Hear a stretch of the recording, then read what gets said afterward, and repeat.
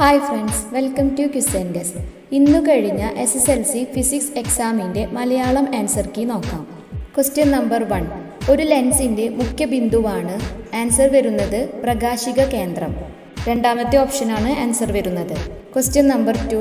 രണ്ട് സമതല ദർപ്പണങ്ങളുടെ പ്രതിപതന തലങ്ങൾ ഒരു നിശ്ചിത കോണളവിൽ വെച്ചിരിക്കുന്നു. ഇവയ്ക്കിടയിൽ ഒരു വസ്തു വച്ചപ്പോൾ 3 പ്രതിബിംബങ്ങൾ ദൃശ്യമാകുന്നുവെങ്കിൽ അവയ്ക്കിടയിലുള്ള കോണളവ്. ഇതിൻ്റെ ഉത്തരം വരുന്നത് n = 360 കോണളവ് -1. ഈ ഒരു സമവാക്യം വെച്ചാണ് ഈ ഒരു ചോദ്യത്തിൻ്റെ ഉത്തരം എഴുതേണ്ടത്. അപ്പോൾ നമുക്ക് കോണളവ് = 90 ഡിഗ്രി എന്ന് കിട്ടും. Question number 3. താഴെ തന്നിരിക്കുന്നവയിൽ ലൗഡ് സ്പീക്കറിൻ്റെ പ്രവർത്തനവുമായി ബന്ധപ്പെട്ട ശരിയായ പ്രസ്താവന ഏത്?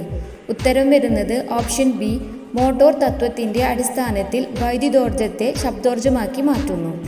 Question number 4. ഒന്നാം പദജോടി ബന്ധം കണ്ടെത്തി രണ്ടാം പദജോടി പൂർത്തീകരിക്കുക.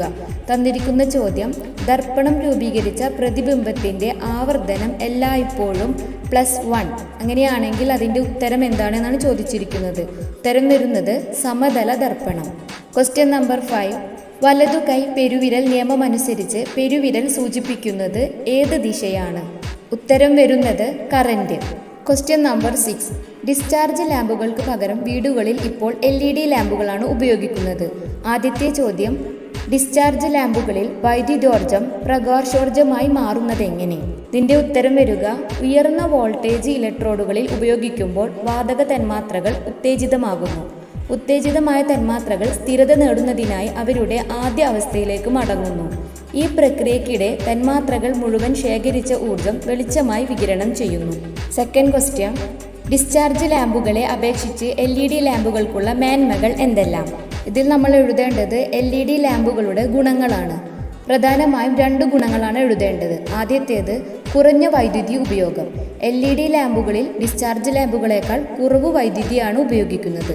രണ്ടാമത്തെ പോയിന്റ് ഉയർന്ന ദൈർഘ്യമുള്ള ആയുസ്. അതുപോലെ തന്നെ LED ലാമ്പുകളിൽ മെർക്കുറി പോലുള്ള ഹാനികരമായ രാസവസ്തുക്കൾ ഉപയോഗിക്കുന്നില്ല. അതിനാൽ ഇത് പരിസ്ഥിതിക്ക് ഹാനികരമല്ല. പരിസ്ഥിതി സൗഹൃദമായ ബൾബുകളാണ്. ഈ 2 പോയിന്റുകളാണ് മെയിനായിട്ട് എഴുതേണ്ടത്. Question number 7.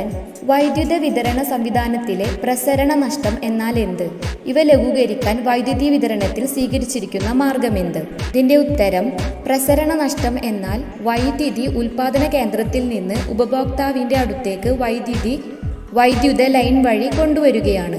അങ്ങനെ ചെയ്യുമ്പോൾ ദൂരം കൂടുതലാണ്. ഇങ്ങനെ ദൂരം കൂടുന്ന സമയത്ത് കുറച്ചധികം വൈദ്യുതി താപമായി നഷ്ടമാകുന്നു. ഈ ഒരു ഊർജ്ജ നഷ്ടമാണ് പ്രസരണ നഷ്ടം. ഈ ഒരു പ്രശ്നം ലഘൂകരിക്കാൻ വൈദ്യുത വിതരണത്തിൽ സ്വീകരിക്കുന്ന മാർഗങ്ങളാണ് നോക്കേണ്ടത്. അതിനെന്താണ് ഉത്തരം എഴുതേണ്ടത്? വോൾട്ടേജ് കൂട്ടുക. അങ്ങനെ ചെയ്യുമ്പോൾ കറന്റ് കുറയും, അപ്പോൾ താപനഷ്ടം കുറയും.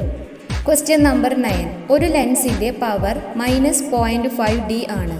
അങ്ങനെയെങ്കിൽ ഒരു ലെൻസിൻ്റെ പവറും ഫോക്കസ് ദൂരവും തമ്മിലുള്ള ബന്ധമെന്ത്? ഈ ഒരു ചോദ്യത്തിന് നമ്മൾ ആ ഇക്വേഷനാണ് എഴുതേണ്ടത്. P = 1/f. Question number 2. ഈ ലെൻസിൻ്റെ ഫോക്കസ് ദൂരം കണക്കാക്കുക. അപ്പോൾ നമ്മൾ മുൻപ് എഴുതിയ ഇക്വേഷൻ വെച്ചിട്ട് നമുക്ക് ഈ ഒരു ചോദ്യത്തിൻ്റെ ഉത്തരം എഴുതാവുന്നതാണ്.